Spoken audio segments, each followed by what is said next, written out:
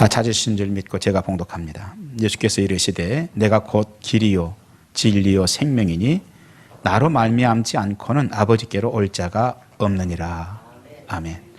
할렐루야. 네, 이번 주부터 복음학교 설교를 하게 됐습니다. 이 복음학교 설교는 우리의 신앙의 토대를 세우는 것입니다.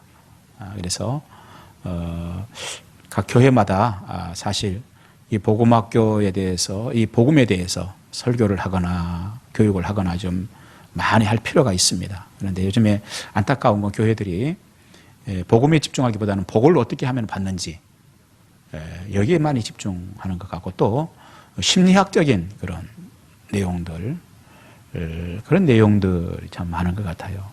또 인문학적인 그런 단순한 그런 얘기들 이렇게 굉장히 많은 것 같은데, 굉장히 중요한 것은 복음에 대해서 잘 정리를 하는 게 중요할 줄 믿습니다. 오늘 이 설교는 유튜브에 올릴 것입니다. 그리고 혹시 여러분들이 주변에 있는 분들, 예수 믿는 분이나 믿지 않는 분들이나 친구분들이나 아는 모든 분들에게 얘기를 하셔서 우리 기독교에 대해서 오해를 하지 않도록, 그래서 고개를 좀 끄덕일 수 있도록 여러분께서 이렇게 하시면 참 좋겠다 싶습니다. 내가 다 일일이 설명하려면 설명할 수도 없고 어렵습니다. 그래서 오늘 유튜브를 꼭 함께 공유하면 굉장히 많이 도움이 되지 않을까 싶습니다. 잠깐 기도하겠습니다. 하나님 감사합니다. 귀한 말씀을 주실 줄 믿습니다. 은총을 베풀어 주옵소서. 하나님 우리의 심령을 새롭게 하시고 신앙의 토대를 다시 다질 수 있도록 복을 더하여 주옵소서. 이단들이 성행하고 있습니다. 하나님 긴장하게 하시고 흔들리지 않게 하시며 내가 무엇을 믿는 것인지 잘 하나님이여 정립할 수 있도록 복을 더하여 주옵소서. 보좌관 정도 주께서 붙들어 주실 줄 믿습니다. 예수님 이름으로 기도하옵나이다. 아멘. 아니 꼭 예수만 믿어야 돼, 꼭 예수만 믿어야 돼 하는 질문 앞에 서면 알기는 좀 아는데 할 말이 별로 없어지는 때가 참 많아요. 그럼 뭐라고 얘기를 해주지 이분에게? 내가 가진 복음을 명쾌하게 이렇게 쫙 내놓지 못할 경우가 참 많습니다. 그런 일이 있고 나면 굉장히 아쉽죠. 어떤 사람은 아쉬움을 넘어가지고 어디까지 가버리냐면 신앙이 흔들리기까지 해버려요. 그래서 그렇게 기도 많이 했다고 하는 사람들, 또 뭐 모두는 아닙니다만 일부의 사람들이죠. 심지어는 그렇게 직책이 높다고 하는 사람들, 그렇게 나름대로 열심히 했다는 사람들까지도 신앙이 흔들려 버려요. 그런 경우가 참 많습니다. 그리고 결국은 그 신앙이 흔들리는 것은 신앙이 넘어짐으로 나타나게 되죠. 이 땅에 이단들이 바람을 일으키는 원인이 되는 것이죠. 왜 이 땅에는 이단들이 그렇게 바람을 일으키고 있는가? 지금 내가 뭘 믿는지 잘 모르는 거예요. 내가 가진 신앙에 대해서 명쾌하게 내놓지 못하는 거예요. 그러다 보니까 나도 신앙이 휘청휘청거리고 내 스스로도 넘어져 버리고 마는 것이죠. 꼭 예수만 믿어야 되는가? 그 질문은 외부에 있는 사람들로부터만, 예를 들자면은 명절날 형제들이나 친척들 모인 그런 자리, 아주 친한 친구들에게서만 듣는 건 아니죠. 이런 생각들이 내 속에서도 올라온 경우가 있어요. 나 꼭 예수만 믿어야 돼? 그런데 그 문제에 대해서 스스로 명쾌하게 답변을 주지 못하면 어떤 문제가 생깁니까? 신앙이 성장하지 않습니다. 이 문제에 대해서 명쾌하게 대답을 주어야 신앙이 쭉 성장하는 거예요. 예수 믿은 지 10년이 되고 20년이 지나고 교회에서 집사가 되고 권사가 되고 장로가 됐는데도 여전히 어린아이 신앙, 여전히 어린아이 신앙생활을 할 수밖에 없게 되는. 자, 만약에 우리가 그렇다면 시급하게 본질로 돌아가야 되는 거예요. 본질로 돌아가야 합니다. 우리의 본질, 우리 기독교인들의 본질은 뭐냐? 복음이에요.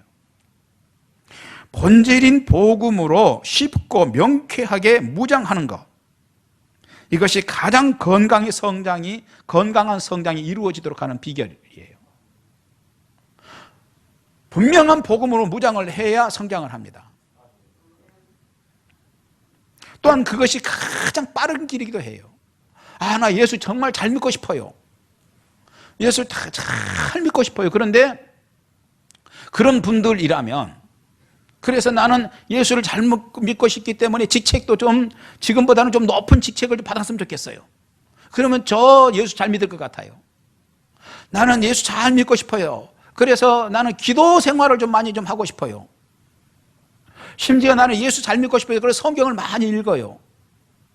물론 그런 일련의 과정들을 통해서 하나님이 은혜를 주시고 역사하시기도 하시죠. 그거 틀림없습니다. 그러나 분명한 것은 내가 예수를 왜 믿는지, 내가 가진 복음은 무엇인지 이걸 명쾌하게 정리를 해가지고 있어야 믿음이 성장한다는 거예요. 그게 가장 빠른 길이에요. 그래서 우리는 긴급하게 복음을 가르쳐야 돼요. 교회들마다 어떤 일이 일어나느냐, 복음이 무엇인지 가르쳐야 되고, 또 우리 성도들은 복음을 배워야 되는 거예요. 복음을 배울 때 정신을 차려서 배워야 될 줄 믿습니다. 대충 늘 당연한 얘기겠지 하고 귓등으로 들으면 안 되는 거예요. 그랬던 사람들이 이단에 다 넘어간 거예요. 그러면 여러분 눈을 뜨세요. 눈이 안 떨어지신 분들은 혹시 조금 기도를 하시면서라도 어떻게 조치를 좀 취해봐요. 정말 이런 문제에 대해서 정확하게 정리를 하고 우리가 넘어가야지, 그 들을 때는 또 들을 수 있겠지, 언제나 듣는 얘기지, 그렇게 하게 되면 결국은 정리 한번 못하게 되는 것이죠. 자, 복음이란 게 뭐냐? 복음은 구원에 관계된 예수님의 말씀이 복음이에요. 자, 우리가 여기까지는 알았어요. 그렇죠? 복음이 뭐냐? 구원에 관계된 예수님의 말씀이 복음이다. 그런데요, 여기 한 가지 우리가 놓친 게 하나 있었어요. 많은 사람들이 놓쳐요. 뭐냐면, 그래서 복음 그러면 이 내용을 아는 것이 복음이라고 생각하는 경우가 있어요. 아니요, 복음은요, 거기 한 가지가 더해져야 되느냐, 뭐냐? 삶 전체, 예수님의 삶 전체가 복음이었어요. 자, 예수님이 하셨던 말씀하고 예수님의 삶하고 따로 떨어져 버리지 않아. 요건 떼버리고 요건 필요 없는 거고 요거가 복음이다. 이게 아니에요. 예수님께서 해주셨던 말씀하고 삶하고 다 이게 복음이란 말이에요. 때문에 이 복음의 가운데서 일부를 가지고 있으면서 내가 복음을 가졌다, 이렇게 생각하면 안 되는 것이죠. 복음 전체를 받아들여야 한단 말이에요. 그래서 오늘 우리 한국의 크리스찬들에게 좀 아쉬움이 있다면, 복음을 어떻게 이해를 하냐면 하나님의 말씀을 복음이다 생각을 해요. 그런데 말씀은 그래서 공부를 많이 하고 싶고 많이 좀 깨닫고 싶고 많이 하고 싶어요. 그런데 사실 복음은 그뿐 아니라 예수님의 삶도 복음이란 말이에요. 삶이. 다시 말해서 뭐냐, 정말 우리가 복음을 정리해야 되는데 뭐냐, 예수님의 삶을 받아들여야 한단 말이죠. 그래서 예수님처럼 살아야 되는 거예요, 우리가요. 이게 복음이에요. 한 가지만 떼고 요거는 또 필요 없는 거고 요거만 받으면 구원 받지, 이게 복음 아니에요.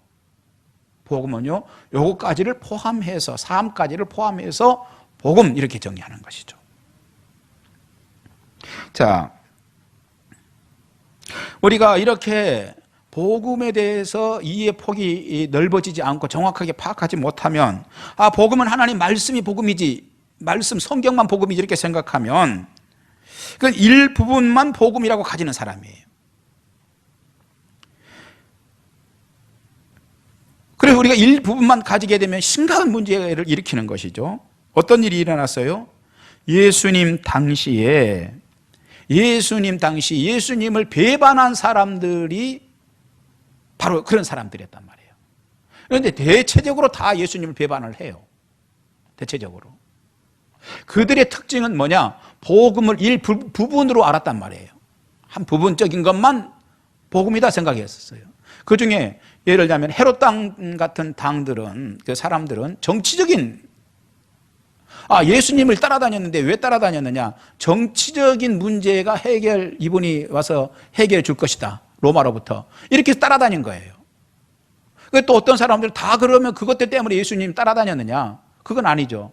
어떤 사람들은요, 예수님을 따라다니는데 왜 따라다니냐? 병 낫고 싶어서 따라다니는 사람도 있어요, 또. 그럼 다 병 낫고 나서 따라다니는 사람들 뿐이냐? 그게 아니고 어떤 사람들은 예수님께서 행하시는 기적을 보려고 따라다니는 사람들도 있는 거예요. 각자가 뭐죠? 예수님을 따라는 다녔으나 일부분만 보고 따라다닌 거죠. 요 부분만 보고, 요 부분을 보고, 자기가 보고 싶은 부분만 보고 따라다닌 거예요. 그렇게 일부분만 보고 따라다녔던 사람들이 결국은 예수님 십자가에 죽으실 때 어떻게 해요? 다 도망가고 배신한단 말이에요. 전체를 보아야죠. 자, 그런데 그러던 사람들이 일부분씩 보고 따라다녔던 사람들이 예수님을 따라다니면 굶질 않겠구나 해서 따라다녔던 사람들이 결국은 예수님의 십자가를 경험하고 후에 예수님 부활을 경험하잖아요. 그 다음부터는 예수님의 복음을 완전히 통째로 받아들이게 돼요. 전에는 떡을 먹으려고 하나의 단순한 한 면을 보고 따라다녔는데 이제는 뭐죠? 그게 아니라 예수님의 삶까지도 담고 싶어 하고 따라가고 싶어서 예수님을 따라다니는 자들이 된단 말이에요. 자, 때문에 우리가 복음, 그러면 성경 말씀을 잘 알고 뭐 이 말씀에 의해서 내가 구원받고 확신하고 아멘하고 이거는 굉장히 단편적인 거예요. 한편이에요. 그 다음에 뭐가 있어야 되느냐? 예수님의 삶도 우리가 따라가야 되는 게 복음을 가진 자이다 이거죠. 자, 그렇게 되기까지 그 핵심에는 뭐가 있어요? 핵심에는 십자가가 있는 거예요. 예수님의 십자가 사건 이전에는 제자들이 다 부분적으로만 보고 따라다녔죠. 그런데 십자가 사건 이후에 부활하신 후에 제자들이 이제는 뭐죠? 예수님의 말씀만이 아니라 예수님의 삶까지, 이 삶에는 뭐가 포함돼요? 예수님이 십자가에 죽으신 것이 삶에 포함되고 예수님이 부활하신 것이 예수님의 삶에 포함되는 것이죠. 예수님이 십자가에 죽으신 것과 부활하신 것이 그저 예수님이 하신 그저 말씀만으로 끝입니까? 그게 삶이었단 말이에요, 그게. 그래서 예수님의 삶까지를 포함하고 받아들이는 진정한 복음을 받아들이게 되면서 그들이 예수님을 믿고 따르는 진짜 신앙인들이 되었더라 하는 거예요. 때문에 복음을 예수님의 가르침 정도로 생각하면 안 된다는 거예요. 이 성경 말씀, 예수님께서 하셨던 말씀, 이걸 복음 정도로 생각하면 굉장히 어리석은 거예요. 진정한 복음은 이 말씀 맞아요. 이 말씀이고 또 뭐예요? 예수님의 삶이다. 예수님의 삶 속에 십자가가 있고 예수님의 삶 속에 부활이 있는 것이죠. 이것이 메시아로 실존하신 주님의 전체입니다. 그런데 이단들은 이 문제에 대해서 심각한 왜곡을 일으켜요. 이 문제에서, 여기에서. 그들의 특징은 어떤 특징이 있느냐? 첫째는요, 성경을 텍스트로 쓴다는 거예요. 성경을 가지고 말한다는 거예요. 이게 특징이에요. 이단들이 어떤 이단들도 성경을 토대로 하지 않은 이단은 없다. 다 뭐죠? 성경을 토대로 한다. 두 번째 특징은 뭐냐? 이 성경을 텍스트로 사용하는데 이거를 이제 그럼 성경책 덜렁 한 가지 쌀만 먹는다고 이게 되는 게 아니잖아요. 이거 글로 되어 있기 때문에 내용을 파악하고 이렇게 해야 될 거 아니에요. 그 과정에서 있는 사실 그대로를 보려고 하지 않고 뭐냐, 풀이에 의존한다 이 말이에요. 풀이. 그래서 우리가 소위 많이 들어봤죠? 비유풀이. 비유를 푼다든지 이렇게 풀어가지고 그 풀이를 따라와봐 이렇게 해가지고 결국은 뭐죠? 내가 구세주야. 이런 방식이란 말이에요. 그러니까 특징은 뭐냐? 성경을 텍스트로 쓴다, 사용한다. 그리고 그들의 두 번째 특징은 풀이라든지 해석이라든지 이런 방법을 사용한다.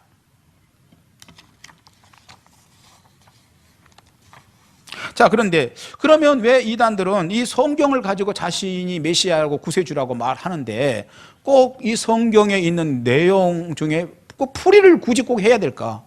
풀이를 해가지고 비유풀이를 해서 이게 맞지, 비유풀이 내기를 풀으니까 맞지, 이렇게 해서 결국은 그런 풀이의 방법을 사용할까? 왜 그러겠어요? 아주 분명한 거예요. 자기 이름이 여기에 없기 때문에. 이 성경을 텍스트로 사용하는데 문제는 자신의 이름이 있어요, 없어요, 여기에? 문 아무개 있어요? 안 아무개 있어요? 장 아무개 있어요? 실제 이름 없어요, 여기에요. 자기 이름이 실제로. 자기가 이 책의 주인이라고 그러는데, 말은 자기가 주인이라고 풀이를 해서 자기가 주인이라고 그러는데, 그러면 봅시다 그랬더니 이 자기 책을 들여다봤더니 자기 이름은 아무것도 없어. 이런 허구가 어디 있냐고요. 그러니까 이제 어떤 방법을 써요? 이걸 푸는 거야, 풀이로. 구름 피우듯이 피우는 거죠. 연기 피우듯이. 자,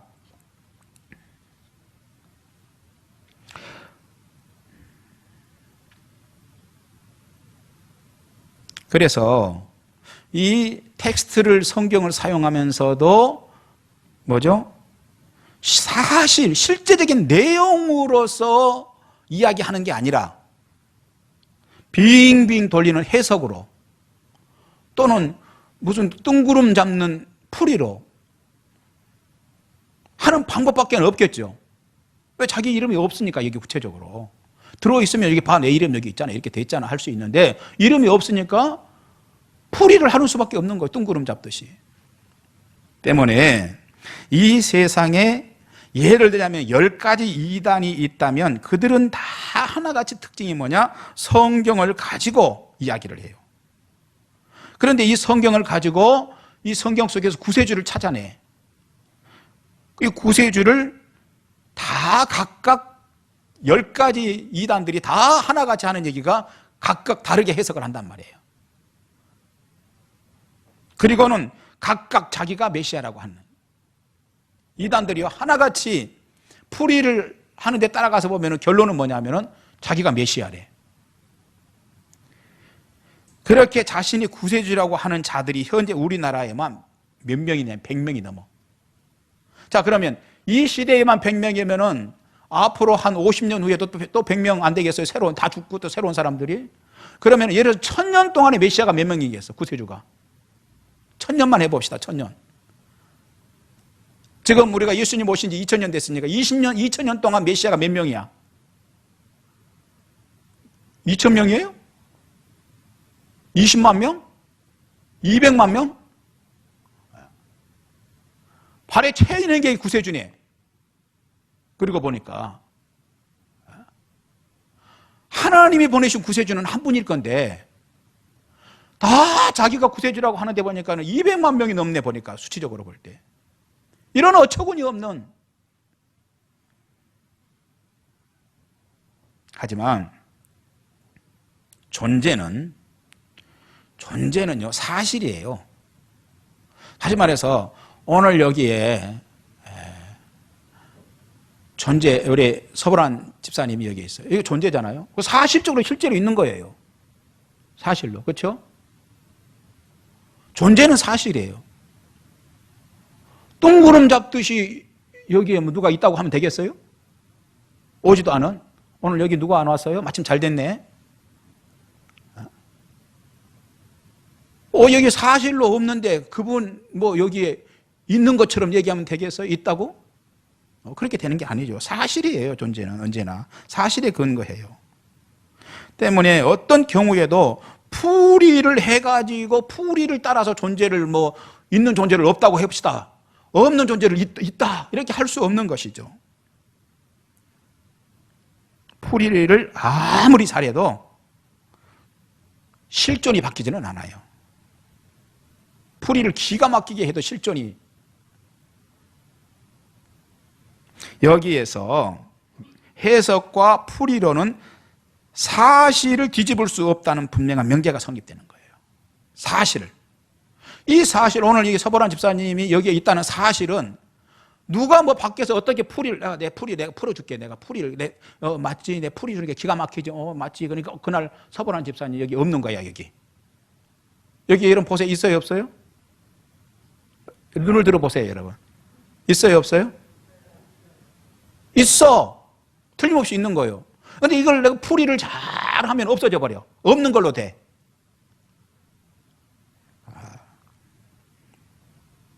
자, 그런데 많은 이단들은 그렇게 해석과 풀이를 해대면서 사실을 바꾸려고 하고 있어요.